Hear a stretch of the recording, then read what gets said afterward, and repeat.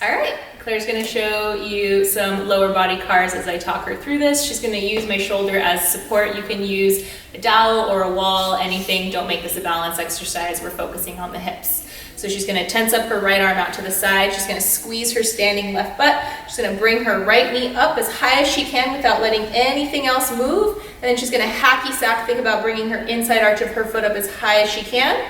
At that point, she's gonna take the knee out to the side without moving her hip bones. As she hits that roadblock, she's gonna start to internally rotate the leg. So the thigh is gonna spin inward in the hip socket. She's gonna take it around behind her into hip extension. Everything else is a statue. The knees are gonna meet. Then she's gonna kick it back and reverse from her butt. Ribs are gonna stay down. She's gonna kick back, start to externally rotate the leg out to the side without trying to hike that hip up. Take it around. It's like you're wrapping the leg around a barbershop pole in front of you. Happy sack that foot, knee up, foot up as high as you can, and step it down. Let's do that one more time. That's it. A little faster. Let's bring the knee up. We'll start lower this time to make it work. And then she's gonna kick that foot up like her foot's trying to tickle her face. She's gonna take it out to the side. When she notices that she hits that stopping point, she's gonna internally rotate the leg. Outside edge of the foot's gonna kick up to the sky. Circle it all the way around, nice and smooth. Once again, like every other cars, you're going to avoid, keep going, you're gonna avoid any pinch points. So if you notice at any part of this cars, the arc of the movement, if you hit any pinching sensation in the hip, just make it a little bit smaller. Avoid that area. Other side?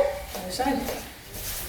Like she was talking about, I know that I have a hip pinch in this side, so when I go into adduction, if I'm in flexion, that bothers me. So I just keep my hip cars a little bit lower. Okay, so she's picking up the knee, externally rotating, taking it out to the side. And like I was saying, I know I have a pinch up here, so I just keep it right out of pain.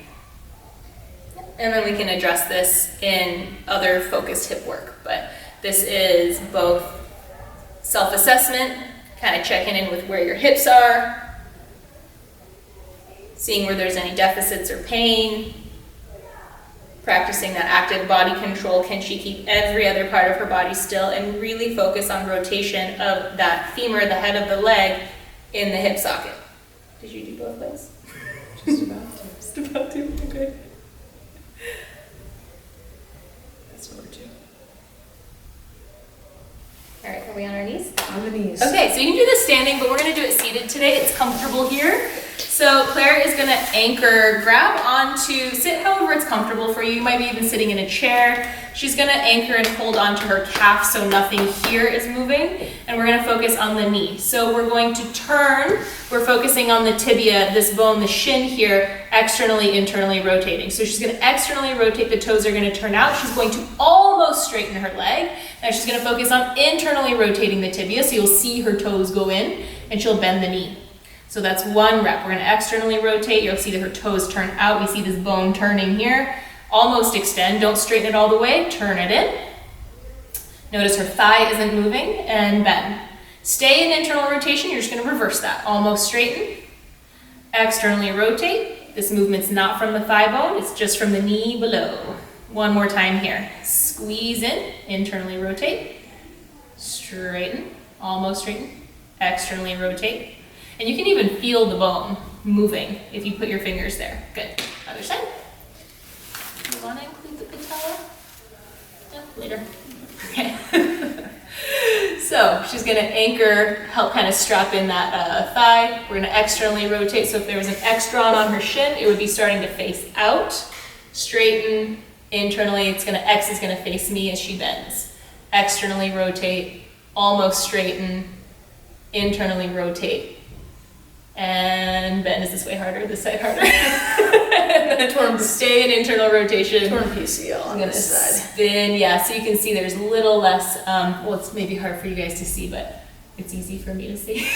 Internally and externally rotate. And it's also really hard not to make that from the ankle.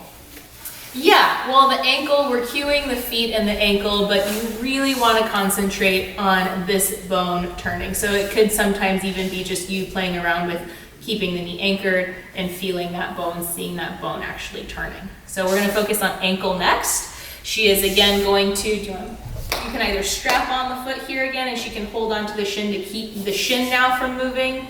A lot of different ways that you can do this. She's gonna trace 2 big circles, as big as she can, concentrating on the ankle, moving 1 mile an hour. Obviously the toes are moving, but try not to just make it from the toes. Can you show a bad one? Like you're just kind of making it the toes.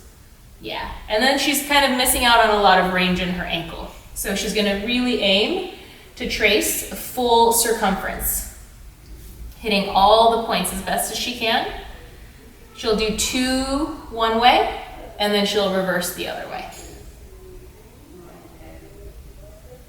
Yep, and really noticing if there's any sticky spots, if there's any part of the circle that is tough for her or she kind of quickly goes through.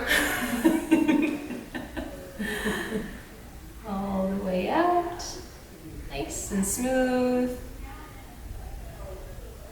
Good, and you'll notice that this bone will want to turn, the knee will try to want to help. That's why she's grabbing on, just to kind of keep that constraint going there.